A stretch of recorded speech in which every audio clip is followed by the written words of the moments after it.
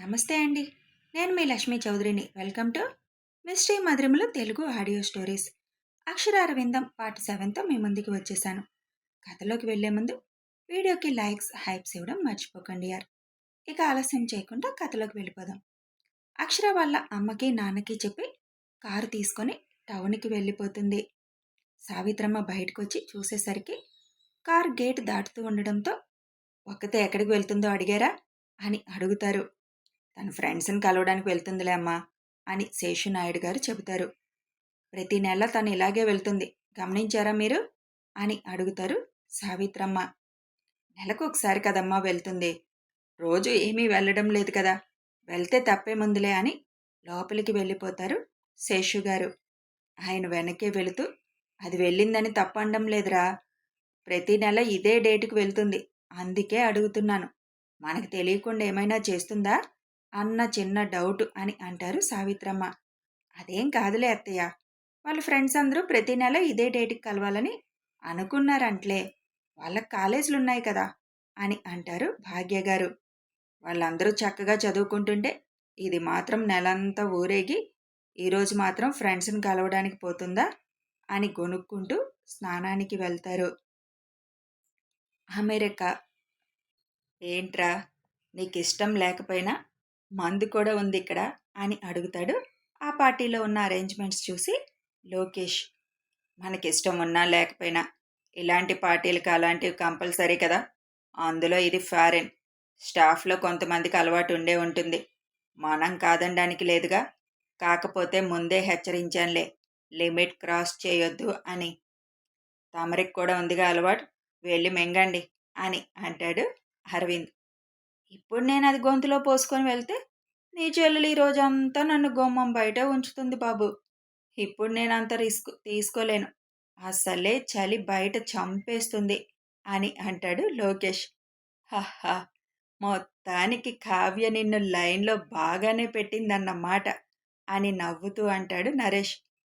ఏం లైన్లో పెట్టడం రా బాబు, అరవింద్ అన్నయ్యకి చూడు ఏ అలవాట్లు లేవు, అరవింద్ అన్నయ్య చూడు ఎంత డిగ్నిటీగా ప్రవర్తిస్తాడు అని ఈ మధ్య ప్రతిదానికి ఈయన గారితో పోల్చడం మొదలుపెట్టింది.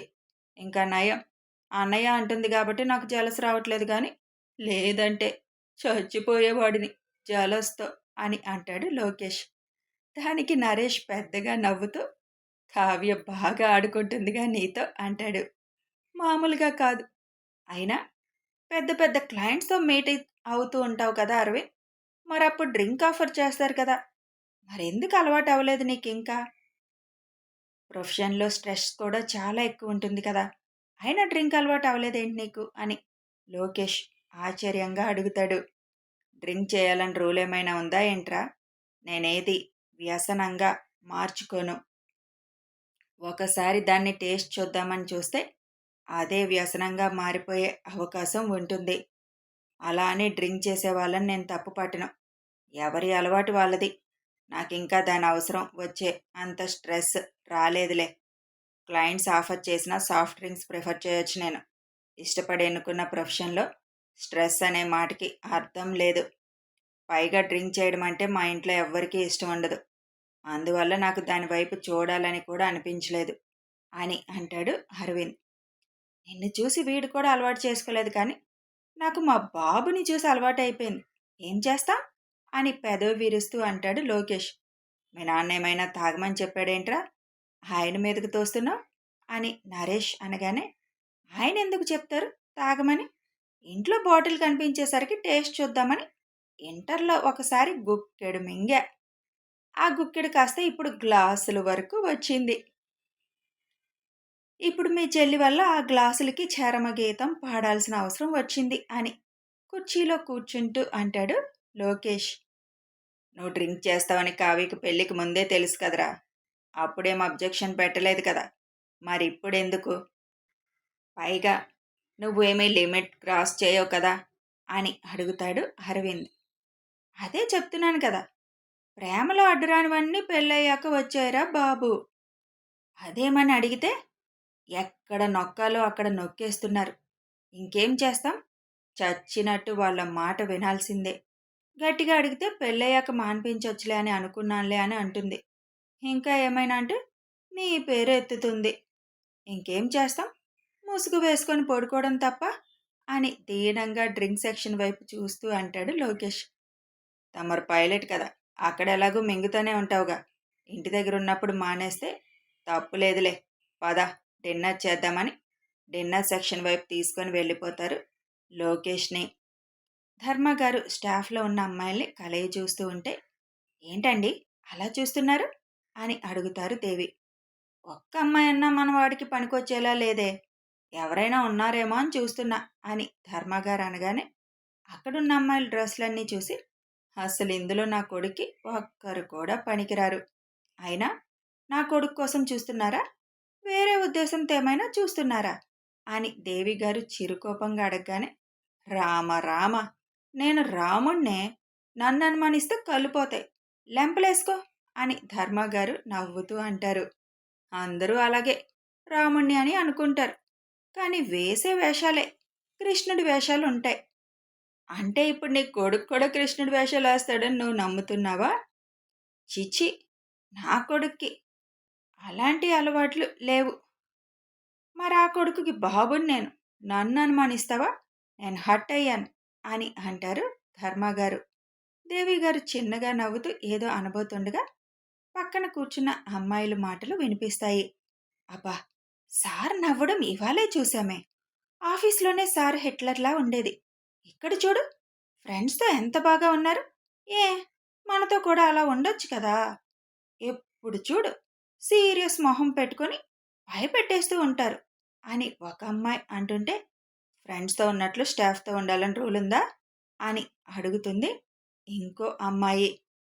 ఏదో కొద్దిగా లైన్ వేసుకుందామని, చూడు ఎంత అందంగా ఉన్నారు, ఉంటుంది అమెరికాలో, కనీసం ఒక అమ్మాయి వైపు కూడా కన్నెత్తి చూడరేంటి, ఒక్కసారన్నా సార్తో డేట్కి వెళ్తే భలే ఉంటుంది కదా అని అంటుంది ఇంకో అమ్మాయి. అలాంటి పిచ్చి పిచ్చి కోరికలుంటే మానే, సార్కి తెలిసిందంటే నిన్ను మళ్ళీ ఆఫీస్లో అడుగు పెట్టకుండా చేసేస్తారు అని అంటుంది ఇంకొక అమ్మాయి. కానీ భలే ఉంటారే, యాపిల్ పండులా కురుక్కు తినేయాలి అన్నట్లు. సార్ లైఫ్లోకి వచ్చే అమ్మాయి ఎవరో అని అనుకుంటూ మాట్లాడుకుంటున్న వాళ్ళ మాటలు విని దేవి గారికి కోపం వస్తే ధర్మగారు నవ్వుకుంటారు. ఎలా ఉన్నావు అక్షర అని ఒకరు అక్షర్ని అడుగుతారు. చూస్తున్నారు కదా అంకుల్, మీరే చూసి చెప్పండి నేను ఎలా ఉన్నాను అని అక్షర నవ్వుతూ చిన్నగా అంటుంది. ఆయన చిన్నగా నవ్వుతూ, ఇంకేంటి సంగతులు అని అడుగుతారు. నా దగ్గర ఏముంటాయి అంకుల్, మీరే చెప్పాలి, ఏ సంగతులైనా. మీ బావకు అవార్డు వచ్చిందంటగా, నిన్న పేపర్లో చూశాను. ఇండియా అబ్బాయికి అమెరికాలో బిజినెస్ మ్యాన్గా అవార్డు రావడం ఇండియా గర్వకారణం అని పెద్ద హెడ్లైన్స్తో వచ్చింది అని అంటారు ఆయన. అబ్బా, ఇంట్లో ముసలిది నిన్నంతా అదే గోలతో చంపేసింది, ఇప్పుడు మీరు కూడా మళ్ళీ ఆయన గారి జపం మొదలు పెట్టారా అంకుల్ అని అంటుంది అక్షర. ఎంతైనా మనకి తెలిసిన అబ్బాయి కదా, ఆ మాత్రం హ్యాపీనెస్ ఉంటుందిలే, మాకే ఇలా ఉందంటే నీకు బావ ఇంకా ఎంత హ్యాపీనెస్ ఉండాలి అని అంటారు ఆయన. తెలిసి కూడా మీరు నా దగ్గర కావాలని అంటున్నారు కదా అంకుల్, ఇంక నేను వెళ్ళొచ్చా అని అడుగుతుంది. ఒక 10 మినిట్స్ వెయిట్ చేయి, వెళ్దు గాని అని లోపలికి వెళ్తారు ఆయన. 10 నిమిషాల తర్వాత బయటకు వచ్చి, ఇంక వెళ్ళొచ్చు అన్నట్లు, మీ బావ కళ్యాణానికి వస్తాడేమో, మళ్ళీ టామ్ అండ్ జెర్రీ ఫైటింగేనా మేం చూడాల్సింది, ఇంకేమైనా ఉంటుందా, బావతో పాటు అత్తయ్య మామయ్య కూడా వస్తారు, మీరు కూడా వస్తారు కదా, ప్రతి సంవత్సరం జరిగేదే కదా ఇది, కొత్తగా చూసేది ఏమీ ఉండదు అంటూ, ఇక వెళ్తాను అంకుల్ అని అంటుంది. సరే, స్లోగా డ్రైవ్ చేయి, ఇందా చూశాను నేను, చాలా ఫాస్ట్గా డ్రైవ్ చేస్తున్నావు, ఈసారి ఫాస్ట్గా డ్రైవ్ చేయడం చూస్తే నీకు కారు ఇవ్వొద్దని మీ నాన్నతో చెప్పాల్సి వస్తుంది అని అంటారు ఆయన.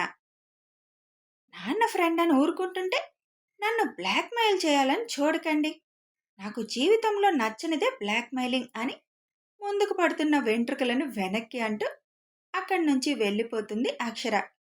వెళుతున్న అక్షరనే చూస్తూ ఉంటారు ఆయన. ఇంటికి రాగానే అరవింద్ని కూర్చోబెట్టి దిష్టి తీయడం మొదలు పెడతారు దేవి గారు. ఏంటి మా, రోజు చూసే స్టాఫే వాళ్ళు, నన్ను వాళ్ళు కొత్తగా ఏం చూడలేదు కదా, ఇదంతా అవసరమా అని అంటాడు అరవింద్.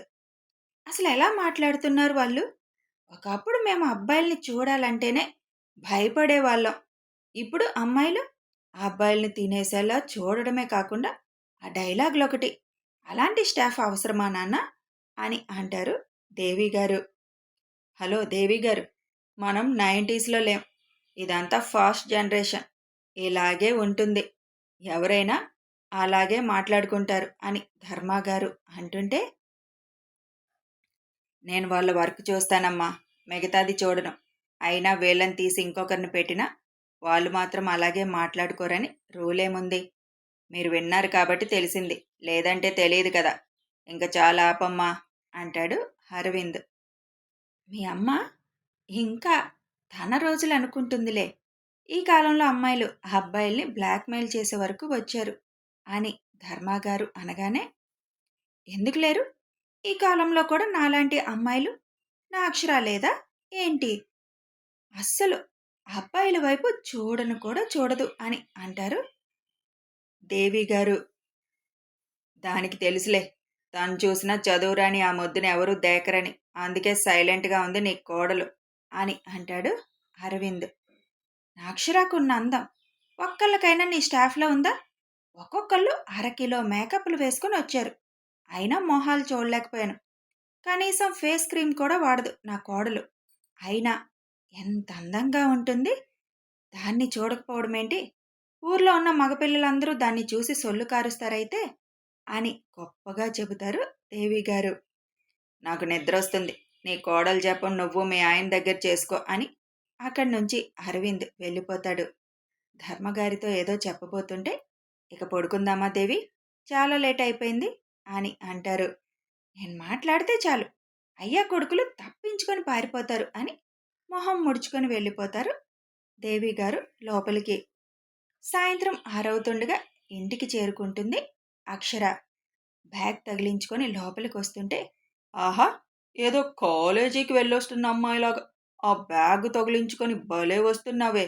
చదువుకునే వాళ్ళు తగిలించుకునే ఆ బ్యాగులు నీకెందుకు అని అంటుంది సావిత్రమ్మ. ఏ, ఆ బ్యాగుల మీద చదువుకున్న వాళ్ళే ఇది తగిలించుకోవాలి అని రాసిపెట్టి ఉందా? ఎప్పుడు చూడు ఏదో ఒక వంక పెట్టుకొని నన్ను దెప్పడమే పని అయిపోయింది నీకు. ఆ నాలుక మీద వాత పెట్టేస్తే కొన్నాళ్ళు మాట్లాడకుండా ఉంటావు అని తిట్టుకుంటూ లోపలికి వెళ్ళిపోతుంది అక్షర. సావిత్రమ్మ అన్న మాటకి తిట్టుకుంటూ లోపలికి వచ్చిన అక్షర ఆ బ్యాగ్ని మంచం మీద వేసి, నిన్ను చదువుకున్న వాళ్ళే మెయింటైన్ చేయాలా, ఇంకెవరూ చేయకూడదా అని కోపమంతా ఆ బ్యాగ్ మీద చూపించడం మొదలు పెడుతుంది అక్షర. అక్షర వెనకే లోపలికి వచ్చిన సావిత్రమ్మ అది చూసి, నన్ను తిట్టలేక దాన్ని తిడుతున్నావా? దానికి ప్రాణం లేదు పాపం. అదేం చేసింది?